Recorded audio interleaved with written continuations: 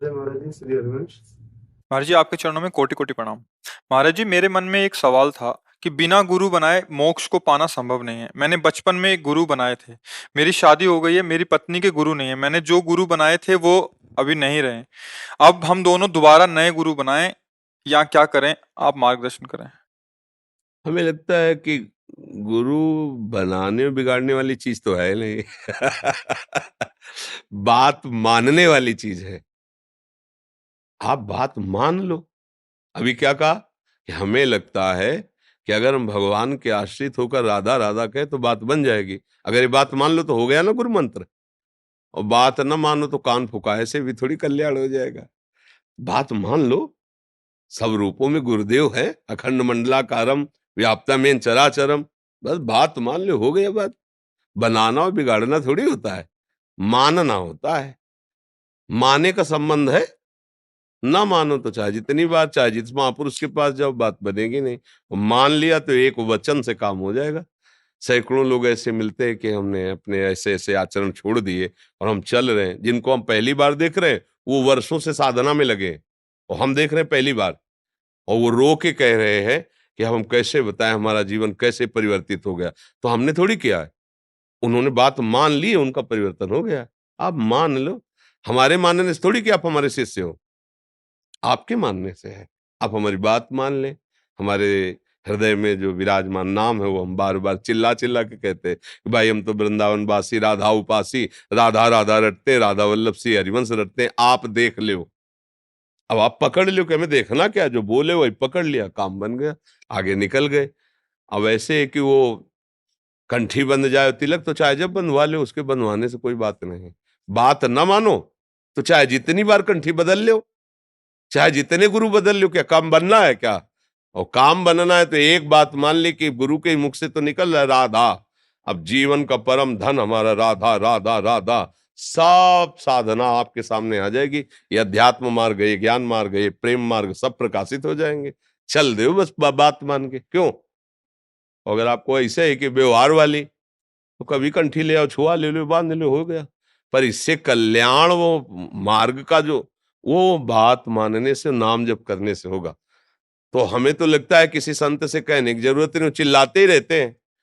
अपने आराध्य देव का नाम तो गाते ही रहते हैं, भैया राम राम भजो, कृष्ण कृष्ण भजो, शिव शिव भजो, राधा राधा भजो। पकड़ ले उनसे बस।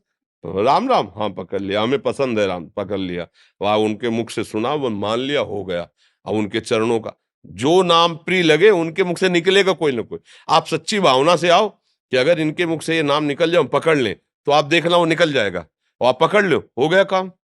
मानने से द्रोणाचार्य जी ने भगा दिया था एकलव्य को, और उसने मान लिया तो सबसे बड़ा धनुर्धर बना। तो अंगूठा ले लिया गुरु दक्षिणा में। नहीं, अर्जुन भी नहीं थे उसके सामने। और एक बार भी प्रत्यंता चढ़ाना नहीं सिखाया था द्रोणाचार्य जी ने, केवल गुरु मान के शुरू किया तो सब शिक्षा आ गई उसके अंदर। सचिन शर्मा जी, ग्रेटर नोएडा से। राधा वल्लभ श्री हरिवंश। महाराज जी राधे राधे। आपके चरणों में कोटि कोटि नमन। गुरुदेव, जीवन का मूल तत्व क्या है और बहुत कम समय में इसे कैसे सार्थक किया जा सकता है? कृपया मार्गदर्शन करें। तत्त्वम अस्य। अब बच्चे हो, प्रश्न तो बहुत हाई स्थिति का है। साधन पक्ष पता नहीं कितना तुम्हारा है। जो मूल तत्व है, तत्त्वम अस्य। तत् जो हो, त्वम अश वही हो। बस इसी में तन्मय हो जाओ। स्थूल दे पांच भौतिक, सूक्ष्म दे मन बुद्धि चित्त अहंकार पांच ज्ञानेंद्रियां, कारण दे सतोगुण रजोगुण तमोगुण जनित स्वभाव, इन तीनों का त्याग करके तत्त्वम अशि। अब जितनी जल्दी तन्मयता कर ले उतनी जल्दी प्राप्त हो जाए। अब ये बात जब प्राप्त करने की आई तो ज्ञान के पंथ कृपाण के धारा धारा परत खगेश लगे नहीं बारा। जो निर्विघ्न पंथ निर्वाही सो कैवल्य परम पद लाए। फिर क्या करें? सहज रूप बताओ। सहज में तो हे भगवान हम आपके आश्रित है, मैं बहुत नीच अधम हूं, करुणा निधान आप ऐसे मार्ग में चलाओ जिससे मेरे अच्छे आचरण हो और सदैव आपका भजन हो। इससे कल्याण हो जाएगा। इसमें गिरने का भय नहीं रहता, क्योंकि करो सदा तिनके रखवारी, जिम बालक राखे महतारी। नहीं, जब इस तरह का प्रश्न तो ज्ञान की तरफ ले जाता है, और उसकी प्राप्ति के लिए तीनों शरीरों का राग त्याग करके अपने सहज स्वरूप में स्थित, सहज स्वरूप हमारा भगवत स्वरूप है। अब ये बहुत कठिन बातें हैं, अभी खान पान विषय भोगो तो धर्म से हम कर नहीं पा रहे हैं, फिर शरीर के राग का त्याग तो और कठिन। तो क्या हुआ, हम जैसे हैं हे प्रभु आपके हैं, और राधा राधा राधा राधा सब बात बन जाएगी, सब बात बन जाएगी। क्यों, क्या पसंद करोगे? राधा। राधा राधा। तो इसमें क्या है कि जैसे एक बहुत बड़ा समुद्र है, मगरमच्छ, बड़े बड़े जीव जंतु, और उसमें तैर के जाना, ये है। लील जाएंगे, एक से एक मगरमच्छ है, वो बहुत मजबूत जल जहाज, आराम से बैठ के उसमें तरंगे देखते हुए जाना। ये दो मार्ग है, एक मार्ग है ज्ञान, और एक मार्ग है भक्ति का। भगवान के आश्रित होकर उनको पुकारते हुए, सारे कर्म उनकी आज्ञा से करते हुए, उनको समर्पित करते, वो परम धाम को प्राप्त हो जाता है। ये है नौका पे चढ़ के चलना, और वो है तैर के चलना। अब देख ले, भुजाओं में दम हो तो कूदे, अपने को बचाए और बचा के निकल जाए। कोई बिरला ही निकल पाता है। और ये नौका, ये ऐसा है कि अधम, जिनके आचरणों को अगर कहा जाए तो बड़ा ही, वो भी परम पद के अधिकारी हो गए, वो भी भगवान को प्राप्त हो गए आश्रय लेकर। और नाम भगवान कह रहे हैं, अपिचित सुदुराचारो भजते माम अनन्य भाग। तो मुझे तो यही लगा कि जीवन का सार यही कि भगवान के आश्रित हो जाए और खूब नाम जप करे, राधा राधा, गंदा भोजन, गंदे आचरण, गंदे लोगों से अपने को बचाए, और माता पिता परिवार सबकी सेवा करे और नाम जप करे, भगवान कृपा कर देंगे। क्यों, ये सही रहेगा? हाँ, नहीं, उधर की बात कहो तो फिर उसमें कसौटी लगती है कि आप अधिकारी हो कि नहीं। तो सही बात, जब कसौटी लगेगी ना, तो सोना निकलेगा नहीं, केवल मिलावट ही मिलावट समझ में आएगी कि लग रहा था सोना पर निकला सब पीतल ही। क्योंकि अपने लोगों की स्थिति न धर्म में है, न पवित्रता में है, न जितेंद्रियता है, न उस कोटि का तप है जिससे हम शुद्ध ज्ञान को समझ पाए। तो एक ही बात, हम जैसे हैं प्रभु के हैं, और राधा राधा राधा राधा राधा। मुझे लगता है ये सहज मार्ग है जिसमें भगवत प्राप्ति हो जाती है जी। दलजीत सिंह जी गुड़गांव से। राधे शिरोमणि। वाहेगुरु जी, राधे राधे। प्रभु जी, आपके श्री चरणों में कोटि कोटि दंडवत प्रणाम। गुरु ग्रंथ साहिब जी ने संत व महापुरुषों को बहुत ही आदर सत्कार से निवाजा है। इसी से प्रेरित होकर सौभाग्य से आपके द्वारा कहे वचनों को सुनकर ऐसा महसूस हुआ जैसे कि आप गुरुवाणी को ही सरल भाषा में समझा रहे हैं। आपके द्वारा नाम सिमरन की विधि अथवा उसके गुणों का व्याख्यान करना मुझ जैसे कलयुगी जीव को सात्विक बल प्रदान कर रहा है। संत द्वार पर प्रभु ने लाकर खड़ा किया है, तो यहाँ से खाली हाथ नहीं लौटना चाहता। आपके श्री चरणों में हाथ जोड़कर प्रार्थना है कि मन, बुद्धि व अंतःकरण की कमजोरियों से बचा रहूं। अतः जो भी मार्ग इस जीवन के बचे हुए हैं, उस श्वास से बची हुई हैं, प्रभु के सिमरन में निकले वो, और इसी मार्ग पर चलते रहने का आशीर्वाद प्रदान करें। वो तो आशीर्वाद है, भगवान ने मनुष्य शरीर दिया, और सबसे बड़ी बात, गुरुवाणी का आश्रय दिया। जिसने गुरुवाणी का आश्रय लिया और गुरुवाणी का मनन किया, उसमें कोई भी सद्गुण की कमी नहीं रह जाती। जो मन बुद्धि हमारे संसार की तरफ आसक्त हो रहे हैं, उसका कारण है हम कहीं ना कहीं गुरुवाणी का जो आदेश है उसका उल्लंघन करते हैं। अगर उल्लंघन न करें तो गुरुवाणी में इतनी सामर्थ्य है कि उसका जब मनन करोगे तो मन बुद्धि में इतनी पवित्रता आ जाएगी कि वो नाम को छोड़कर फिर अन्यत्र कहीं जाएंगे भी नहीं।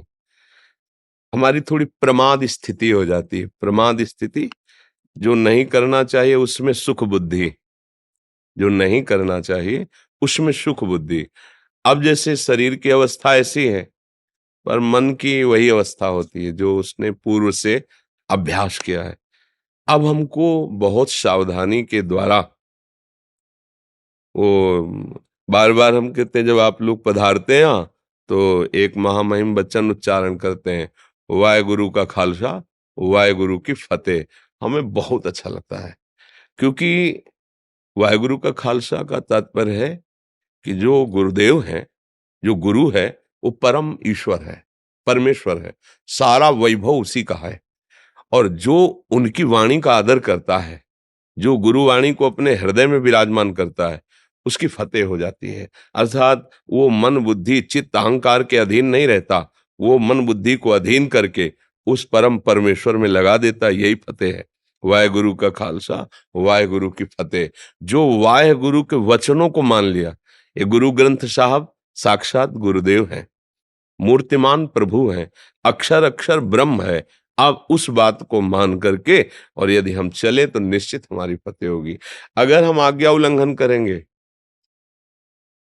तो फिर कुछ भी करें, सफलता हाथ नहीं लगेगी। ये शब्द लिख ले, क्योंकि मोक्ष मूलम गुरु कृपा, इस कृपा का अधिकारी वही होता है जो मंत्र मूलम गुरु वाक्यम, जो गुरु का आदेश, गुरु के शब्द हैं, वही परब्रह्म तत्व का, परमेश्वर का साक्षात्कार कराते हैं।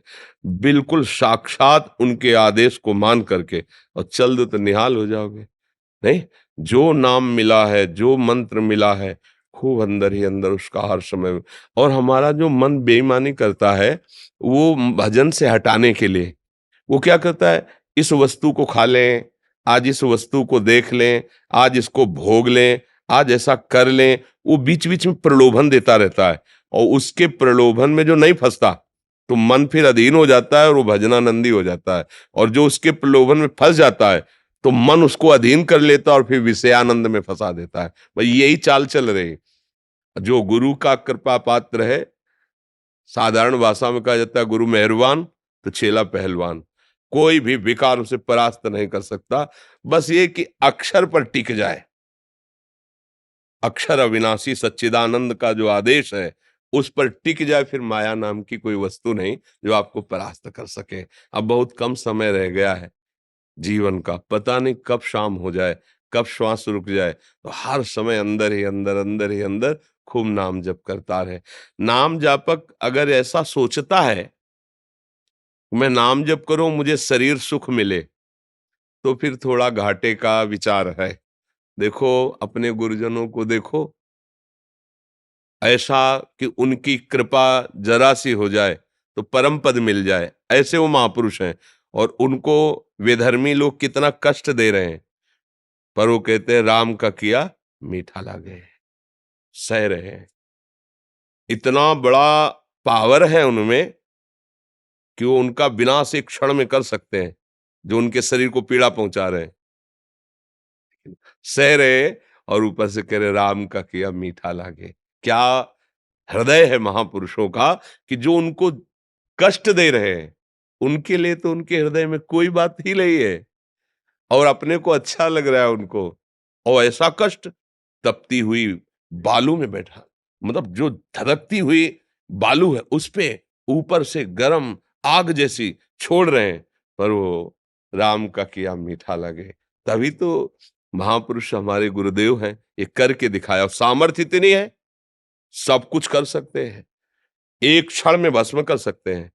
छोटे मोटे जो भूत प्रेत सिद्ध करते हैं, कुछ दिनों में उनकी अपवित्र साधनाएं और वो भूत अधीन हो जाता है, कुछ भी करवा सकते हो। और सबका मालिक जिनके अधीन है नाम के बल से, और उनको कोई शारीरिक कष्ट पहुंचा रहा है वो मुस्कुरा के सह रहे हैं, क्या उनमें सामर्थ्य नहीं? अरे वो विध्वंस मचा दे, एक संकल्प कर दे तो नष्ट कर सकते, लेकिन नहीं। महापुरुषों ने करके दिखाया है कि नाम ऐसा है कि जिसके हृदय में छा जाता है वो सब कष्ट हंस के सह लेता है, पर नाम के भजन का फल वो कष्ट मिटाने में नहीं, दूसरे का कष्ट मिटा देंगे। हमने देखा है, महापुरुषों को देखा है, दूसरे का कष्ट तो मिटाने में देर नहीं है, लेकिन अपने कष्ट को सजा कर भोगते हैं और भोगते हैं। तुम नहीं सह पाओगे, तुम जाओ सुखी रहो, आओ हमारे ऊपर तुम भी आ जाओ, तुम्हारा भी आ जाए, क्या बिगड़ना है यहाँ? जहाँ 100 वहां स्वभाव से क्या अंतर पड़ रहा है? लेकिन तुम भजन करो, तुम स्वस्थ रहो, जाओ सुखी रहो, भजन। ऐसा संतों को देखा कि दूसरे का कष्ट स्वयं ले लिया, लेकिन अपने कष्ट को उन्होंने मिटाने के लिए कभी कोई ना संकल्प किया न इच्छा की। तो इस मार्ग का पथिक बड़ा शूरवीर होता है। हमको इस तरह से चलना है कि चाहे कोई गाली दे, अपमान करे, चाहे हमारा मन ही हमको जलाए और भोगों की तरफ खींचे, लेकिन अब नहीं। हम अब तो नाम की लौ लग गई। अब नाम की हमारे अंदर स्मृति सुमिरन की वृत्ति आ गई। अब इसे नहीं छोड़ेंगे। जो त्रिभुवन की राजलक्ष्मी देने पर भी आधे पल के लिए भी अपने प्रभु का स्मरण सुमिरन नहीं छोड़ता, वही परम महाभागवत कहा जाता है। वही संसार पर विजय प्राप्त कर लेता है। बड़ी कृपा है। और खूब नाम सुमिरन करो और गुरु वाणी के आश्रित रहो। गुरु वाणी देखो, गुरु गुरु है। आप हमारे बोलो, पराये बोलो, उनके बोलो, गुरु गुरु है, यही शब्द लगता है। सदगुरु गुरु यही लगता है ना। तो वो एक ही है, वो एक ही है। उसे कुछ भी नाम दे के पुकारो, वो एक ही है। इसीलिए हर समय नतमस्तक होकर गुरुवाणी का पालन करो, अपने आप निहाल हो जाओगे। अब मस्ती आ जाएगी, अद्भुत मस्ती आ जाएगी। देखो, हम सबके शरीर एक ही पंचभूत से बने हुए हैं। पोशाकें अलग अलग हो सकती हैं, घाट अलग अलग हो सकते हैं, लेकिन जिस रस का स्वादन करना है वो परमेश्वर एक ही है।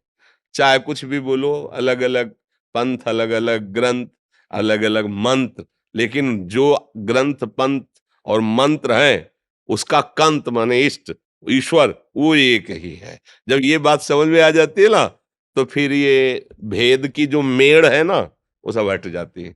फिर पूरा चराचर जगत अपने ही स्वामी का पसारा दिखाई देता है और वो आनंदित होता है।